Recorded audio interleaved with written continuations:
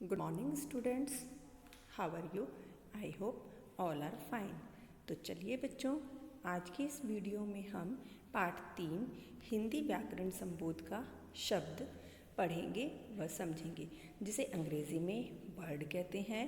तो हमने कक्षा में विस्तार से इस पाठ को पढ़ा व समझा। वीडियो के माध्यम से हम पुनः इस पाठ को पढ़ेंगे। शब्द क्या है? तो बच्चों, पाठ 2 में हमने वर्णों के बारे में पढ़ा। वर्ण कितने होते हैं, कौन कौन से हैं, वर्णमाला जो वर्णों का निश्चित क्रम है। तो चलिए अगली सीढ़ी की ओर बढ़ेंगे। अगली सीढ़ी है शब्द। वर्णों को मिलाकर शब्द बनते हैं। वर्णों को मिलाने से ही शब्द बनते हैं। वर्णों को मिलाकर एक सार्थक शब्द बनाया जाता है। अब वर्ण हमारे स्वर हों या व्यंजन हों, किसी भी प्रकार के वर्ण हो सकते हैं। तो देखो, आपको चित्र में दिखाई दे रहा है गिलास, खरगोश। तो ग जमा ई, ल जमा आ, स जमा अ, गिलास।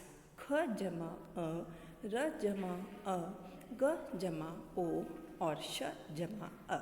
तो देखिए, व्यंजन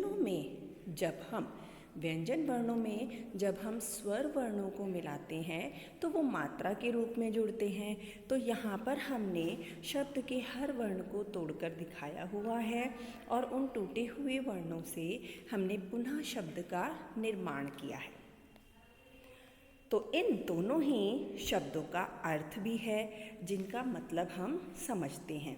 तो बच्चों, अगर इन वर्णों को उल्टा या उन्हें हेर फेर किया जाए तो, या वर्णों को जब अदला बदला जाए तो वो शब्द सार्थक शब्द नहीं होगा। सार्थक का मतलब होता है मीनिंगफुल, अर्थ वाला। तो ऐसे वर्णों का जोड़ जो सार्थक हो और सही अर्थ देते हों, वही शब्द होते हैं। अगर हम उल्टे सीधे जोड़ेंगे तो वो कोई भी अर्थ नहीं देंगे। इन दोनों ही शब्दों का अर्थ खरगोश और गिलास है। उल्टा करने पर ये निरर्थक शब्द बन रहे हैं। तो शब्द क्या हैं? वर्णों का व्यवस्थित और सार्थक समूह, यानी कि वर्णों को सही रूप से, व्यवस्थित रूप से क्रम में लिखना और अर्थपूर्ण बनाना ही शब्द कहलाता है। आइए अब हम शब्दों के भेदों को पढ़ेंगे। शब्द के भेद यानी कि शब्द कितने हैं। शब्द 2 प्रकार के होते हैं। हम यहाँ शब्दों पर चर्चा कर रहे हैं। तो शब्द 2 प्रकार के हैं, सार्थक और निरर्थक। सार्थक, अभी अभी मैंने आपको पाठ में बताया, सार्थक होता है जिसका अर्थ होता है मीनिंगफुल, और निरर्थक, निर का मतलब होता है जिसका कोई अर्थ नहीं होता, बिना अर्थ वाला, मीनिंगलेस।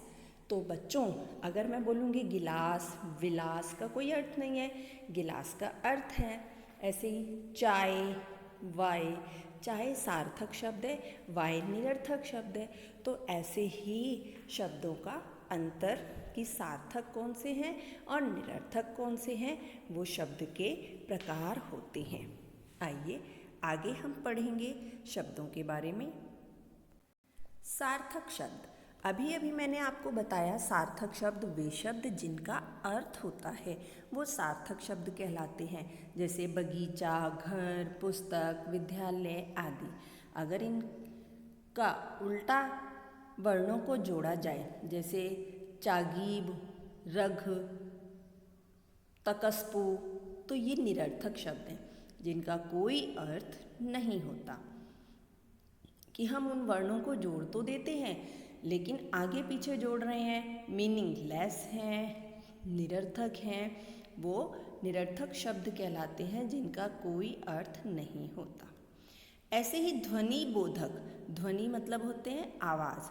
कुछ आवाज़ें ऐसी होती हैं, सार्थक व निरर्थक शब्दों के अलावा कुछ आवाज़ें भी, बेजा आवाज़ें भी निरर्थक होती हैं जिनका कोई अर्थ नहीं होता।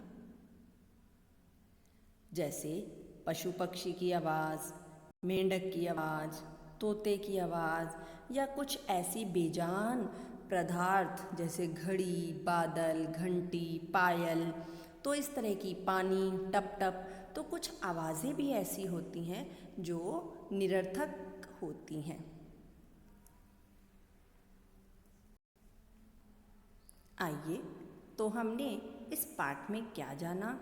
हमने इस पाठ में शब्दों के बारे में जाना कि शब्द क्या हैं, वर्णों का व्यवस्थित व सार्थक समूह शब्द होता है। शब्दों के प्रकार कितने हैं? मुख्य रूप से शब्द दो प्रकार के, सार्थक व निरर्थक। और जो पशु पक्षियों व जड़ पदार्थों की आवाज़ें हैं वे ध्वनि बोधक शब्द कहलाते हैं, जो आवाज़ करने वाले शब्द होते हैं। उम्मीद है आपको यह पाठ समझ आया होगा।